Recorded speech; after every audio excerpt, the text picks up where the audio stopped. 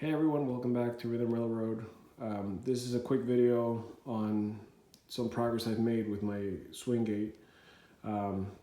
Originally I just had a swing gate for the main deck, but now I'm working on my second level, which you can see I'm starting to kind of plan out. So I already know where my second level is going to sit. It's about 20 inches above the main deck here, and it's going to stay consistent throughout. It might climb a tiny bit here only because I have to put plywood on top of this. And so it's got to meet that extra half inch so that it ties in smoothly. But that's not a big deal. The reason I'm making this plywood and not homosote, which was a change of plans, is because I think it's going to be too hard to bend the homosote here and keep it from kicking out or whatever. And I don't know. I mean, I might still do it, but I gotta see what's gonna be the least amount of pressure on all of this, because the tendency is for it to eventually go out of alignment.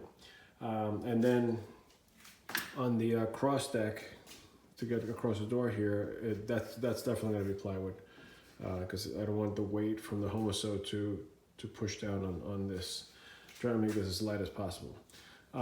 So what I did basically is I designed it so that it's a narrower or a more shallow crossing section here. First of all, it's going to be single track, where over here it's going to be double or triple track. Secondly, the amount of weight that this carries is a lot less than all this. So I'm trying to keep this as light as possible, because the only thing keeping this up right now are these three the support beams, or whatever you want to call them, posts, which I designed to make them as rigid as possible. They're basically boxes, and I'll show you that in a little bit. And then once the train exits here, I have to make this at an angle, just like I did the bottom, so that the tracks don't bind when it separates. Once the train leaves this section, which will be plywood, like I said, it'll be another little piece of plywood here with another 1x3, just to kind of transition into the homosote. But I wanted to make it a flat transition rather than trying to tie it in here where it's like a 45-degree angle here or whatever. So it'll be easier to just plug it right in and brace it correctly without any pressure going either way. And then from there on, the turn can be made without worrying about it, just like it did in the other sections. One of my main concerns was, do I make it a separate swing gate for the second level and then a separate one for the main level?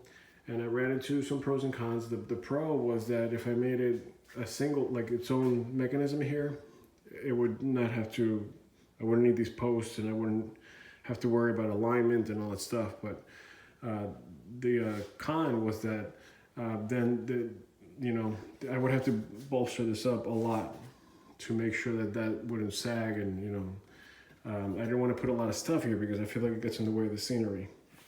In fact, I had an idea of making this a plexiglass rod or square stock kind of thing, so that you can see through it. So, because I just hate that's in the way, but that's why I want as thin as possible with that.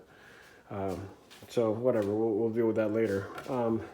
But the build itself, I decided to go with a mechanism that is tied into this, so that when I open the gate, everything comes out together. So I'll show you how that works. As you can see, everything's tied in. I'm just going to back up here so you can get the whole picture here. And it's the 3 posts here that are holding this, which is overkill, but I did that on purpose because I don't want any sag or anything happening on the top. So this swings perfectly open, as you can see, and kind of on its own too, the way it's mounted. So let me show you what I did in the back here. This is basically just a free floating box with angles on either side. And then these posts, what I did is I took the 1x3s. First I tied one into the front of the box here, And once I got to the plywood, I screwed it from the bottom, and that basically gives me my level. So I made sure that this was perfectly level, and obviously holding this level also. So this is square here. And once I put the plywood here, the screws are gonna, make sure it's even further level than, even more level than it is now. Then what I did is I tied in these side panels with plenty of screws to make sure that if there was any buckling going on in this 1x3, because obviously this is the weaker way to mount it. If I mounted it this way, it would have been stronger, like a T, but then I'm encroaching way too much into my actual layout area. So with this, and then this is what's basically creating the right angle here, which stiffens everything up. So I did it here, and also obviously on the other side. And then I took a 1x3 and I ran it, I sandwiched the box. I went all the way past it into the 1x4s here, which are a lot more sturdy. So this is where the bulky framework is. So by tying this in and then tying on the sides also, this is like bulletproof. And then obviously this is also creating more of a rigid state for this entire section here. I tripled it, as you can see. The only thing is that this one I have to put some kind of a filler here. I don't know, I guess my original cut was a little bit off, but that's not a big deal. This is just basically support. So I'm just gonna fill it and then screw it in so it doesn't bend. But the 3 braces are acting as like a super strong support system for that. When I go into the 3rd level, I was thinking, well, maybe I could just keep going, go to the 3rd level. But I think with the 3rd level, I'm gonna mount it off this box here, because I have 2x4s that are running inside this box this way. So I think I'm gonna make almost like a hanging system where the pivot is here and the gate can just open up from the hanging system, which will not really encroach on this seam. Otherwise I would have to have a pole that went all the way up if I wanted to make it its own mechanism. So rather than putting too much weight, it's already overloaded. And by putting a 3rd level here, I think I'll do it that way. And that'll be its own mechanism. So, sorry about the camera work, it's terrible. So as you can see, all I really need to do now is just make sure that I get a platform here. Finish that. And then what I might do is take a few more 1x3s and put them this way, just to give this more support so it doesn't slouch with time.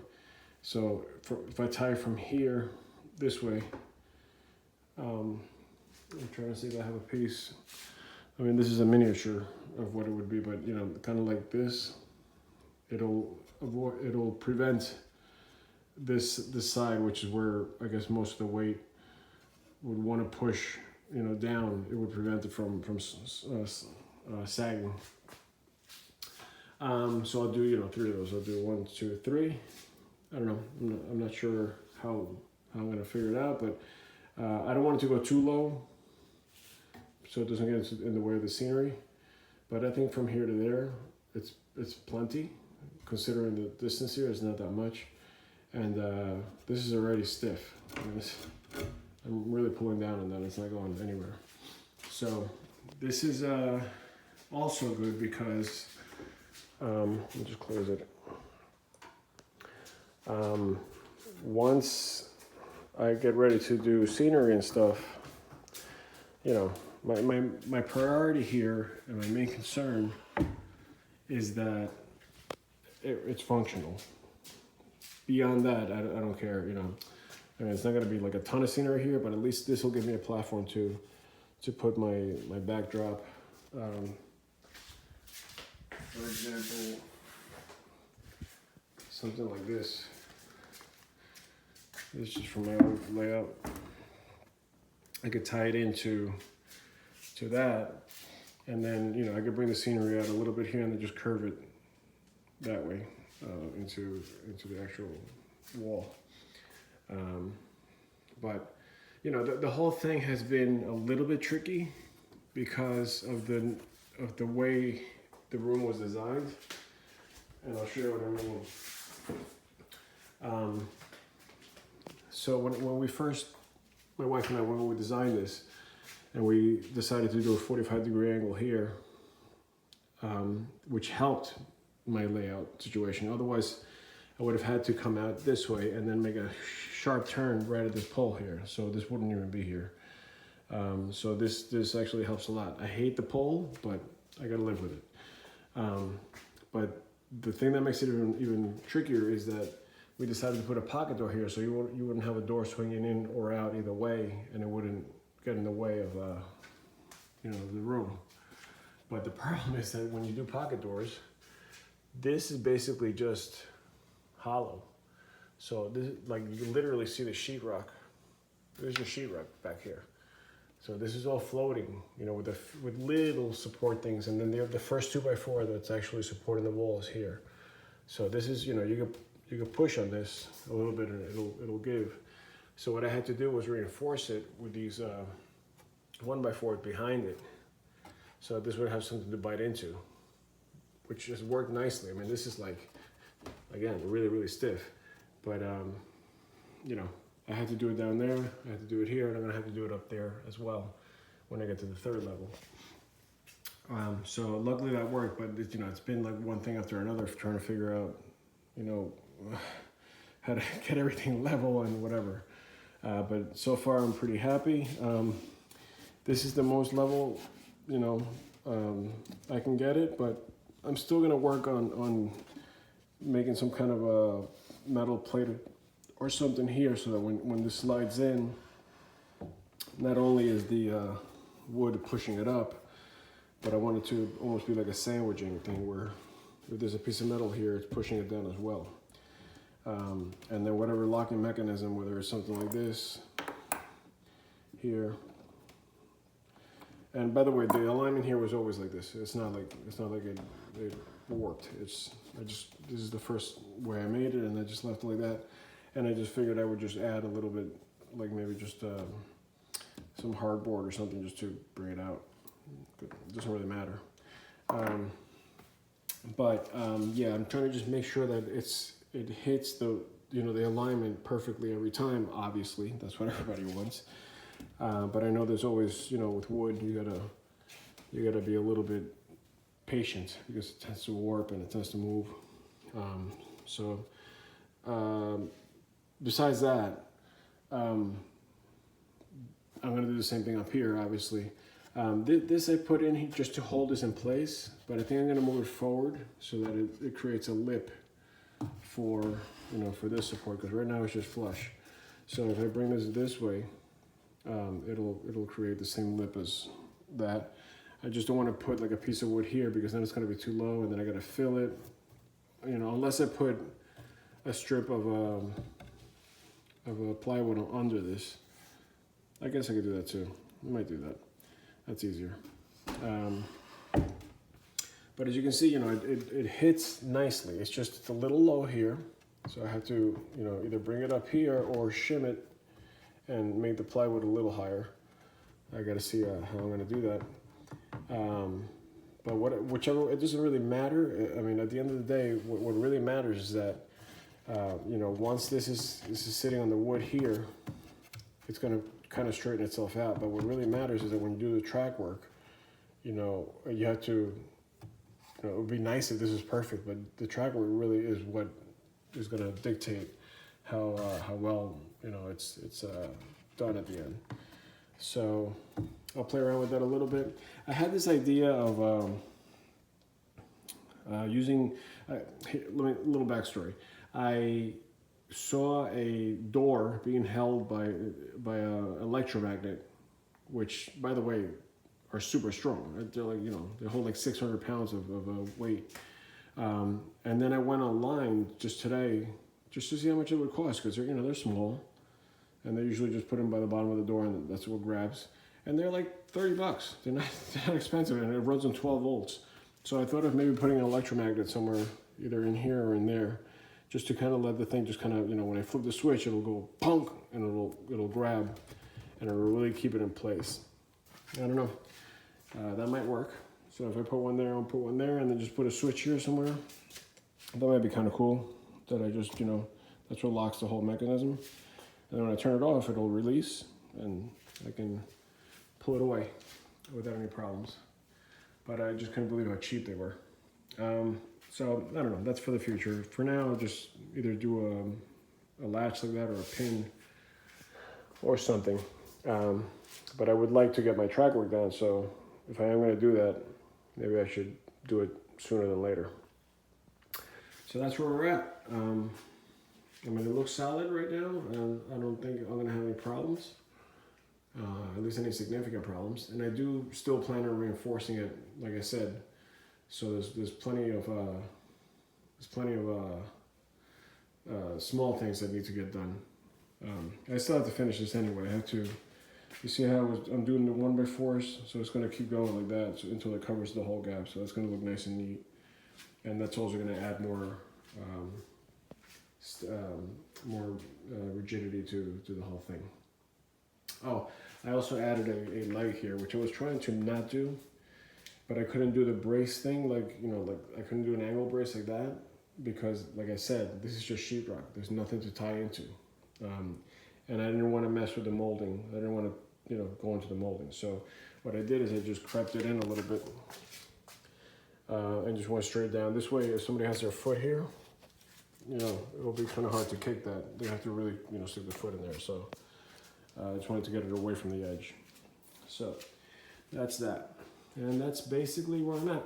So, the next step right now is to, I think tomorrow I might do this, is just to get the, finish the transition here, because I had the homosew, pretty close. I made this turn already. It came out great, nice and smooth.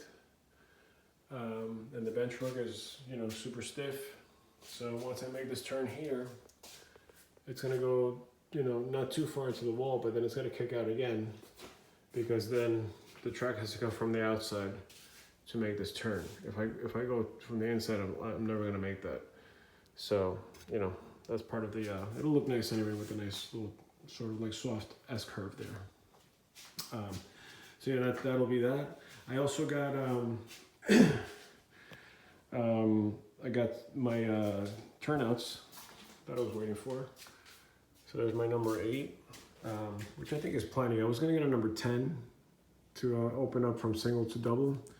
But I think you could take an 8 at the pretty high speeds without making it look too jerky, like a number 6 would, or lower. So I think the number 8 is plenty. That'll open up and do double track, and I still have to add 2 more sections of homosewed here, so it'll go wider. This way I can get the gap to the 2.5 inches or whatever NMRA recommends. And then I got. Well, first of all, here are all the turnouts I got 4 of each, number 6s. I got another number 8 that's going to be on the other side by the gates. And then I got some re-railers, which I should have got more, but I'll get another box eventually. So I'm going to put them after each, each turnout. This way, if anything happens in the transition, in or out, since this is not going to be very accessible, I can, trains will hopefully re-rail themselves if something happens. So yeah, I would need another one on this side, actually 2 more. So I'll probably get a few more packs, and I do want to put those in other places that might become problematic. But hopefully I won't have to put them all over the place, because I mean, they look better than they used to, but I don't love having re-railers everywhere. But that's basically it. So, a lot of things kind of going at the same time. But, like I said, I'd rather not overbuild one particular section, because then if I miscalculate, when I get there, then I have to make some drastic changes, and I think that's when layouts start to kind of get frustrating, because you have to adapt way too much. I mean, I understand like having to like modify things slightly, where it's not noticeable. But when you start when you get to a point where you get to let's say like a transition and you have to like really ramp up the grade or something like that, that's when I think it looks sloppy and unrealistic. So I'm trying my best to keep things, you know, pre-calculated and staying ahead of myself so that when I get there, it's not a headache. So anyways, I'm rambling now. Third level is gonna go across the window, and it's probably gonna be at 16 inches above that. So it's gonna be very high, but it's just basically a high speed track that's gonna go all the way through, with maybe a siding here and another siding on the other side over there. But the idea is that's just a return loop, so I'm gonna highball it. I'm gonna go, you know, high speeds, and it's just gonna be basic, like minimalistic scenery, just, you know, photo backdrop and then trees and maybe a little thing here and there, but nothing major. It's just, you know, it's so high, you know, you're not gonna be able to see down into the track anyway, unless you get up on a stool or unless you're very tall, which I'm kind of tall, not too tall. So that's it. All right.